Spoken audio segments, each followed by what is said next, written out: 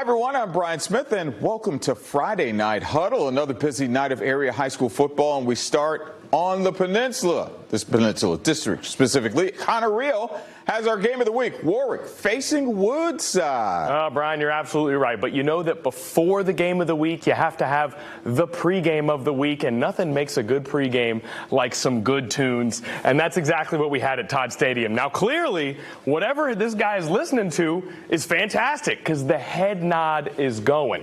So what's he listening to? Well, if it's Dan Kennedy, you know he's going to be listening to some Creed.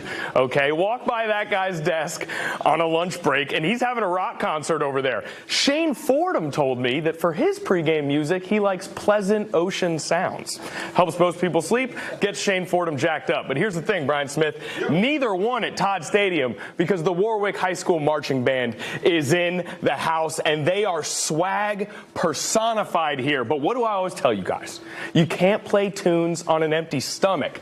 Obviously, the Warwick band knows that. So we got the snacks, we got the instruments, and we got ourselves a game of the week. Now that we're all hyped up, let's do this thing. First quarter, Woodside gets the ball first. They would punt. It was blocked, which sets up Saeed Williams to Keon Batts. He just sneaks inside the pylon. Remember the name Keon Batts. Now, the Woodside Wolverines would hold. It was only 7-0 at the end of the first quarter, but from there, Warwick would really start to do their thing. Julio Corrector with the rushing touchdown makes it 14-0, and then with less than a minute to go in the first half, Williams to Batts, I don't know how he held on to this ball.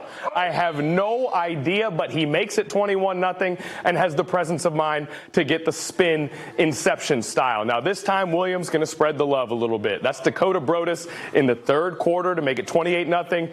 B. Smith, let me get your best Chris Berman Raiders. Raiders. Oh, it's perfect. Just like this throw from Williams to Batts. 35-0. That would be your final. So Warwick still unbeaten. Woodside, they fall to 3-5. They're still rebuilding this thing. And Brian Smith, you've already got it built. We know that. So it's back to you. Appreciate that, Connor. An intriguing matchup still on the peninsula. Two teams on hot streaks. Hampton winning 4 of their last 5 games, while Menchville has won 3 in a row. It was homecoming for the Crabbers, and yes, the Queen and King get crowned today. She was so excited tonight. Hampton took a 30-3 lead going into the locker room, didn't let up in the second half. Marcus Chapman Jr. with a first down pass to Levante Chapman. Crabbers in business. Then Marcus back to pass, under pressure, rolls left. Check the touch. It's like my pillow. It's so soft. Finds Sidney Johnson for a touchdown. Hampton with a happy homecoming. They beat Menchville 43-3. How about Bay Rivers action? Andy Lynn and his unbeaten Lafayette Rams taking on Tab from Bailey Field. Rams already up 7-0 in the second quarter, but they were having problems with special teams. The high snap, that's not good. Punter will get corralled by the Tigers' David Brooks for a safety. Narrow the margin to 7-2. Hold on. Lafayette responds. Brayton Smalls. Why do I feel, what's that, Sandlot? You're killing me, Smalls. You're killing me. 73-yard touchdown run. Rams with a 14-2 lead. Tab cut it to 14-9, but the Lafayette Rams pulled away. Josh Simpson, nice run here. They'd roll 48-9. They are now 7-0. Phoebus blanking Gloucester 57-0. 4 overtimes. Pocosin over Smithfield. Bruton stays perfect. They beat Arcadia. War Hill over 10 over Grafton. Blue Ridge, big winners over Norfolk Academy. And St. Anne's Belfield blanks Catholic 21-0. Hey, we switch over to the south side now, specifically the Beach District. There, a showdown between Ocean Lakes and Salem. Shane Fordham, what you got? Well, I'll tell you, B. Smith, C. Real for real, this was the craziest game of the night. I know we talked about game of the week already, but this game needs an honorable mention. Salem hosting Ocean Lakes for their homecoming game. This was a pretty defensive game for the most part, but we're fast forwarding to the fourth quarter. Salem is up 23-14 after a blocked punt and safety later. Ocean Lakes sends it to overtime on this play. Devin McGill was a touchdown there. Then they get it back in double overtime. Quarterback Noah Colon calling his own number here, sending sending it to triple overtime. But Salem, Willie Moore gets the ball back. We know this guy. He answers the call every single time. 1,100 rushing yards on the play. Give him 10 more plus a touchdown. That sends it to triple overtime now.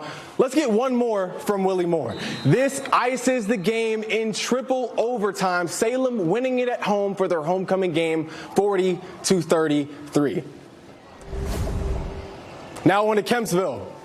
Now, this was a little more one-sided, and guys, you know what I love. I love a good defensive play. That Kempsville really set the tone early, and this was a whopping one-sided game. First, Colonial was held completely scoreless in not only the first half, but it was a complete shutout. Chiefs steamroll First Colonial 49-0. Hey, what's go around the area? Oh, Maury, they're all about giving pieces to everybody. 82 piece on Booker T. Oscar Smith winds up blanking Deep Creek. Kings Fork doing the same to Lakeland. Cox by 3 over Tallwood. Nansemond River edges Indian River. Kellam over Princess Anne. Manor falls to Lake Taylor. Hickory winds up falling to Grassfield as well this evening. You know, my mom used to call me C-Real for real. C-Real for real. Her favorite nickname for me. You know what's a good nickname? What's that? Dan Creed Kennedy. Creed. Dan, what do we think? Yeah, I know right. Dana's tired of you playing that music at your desk. The look says it all, right?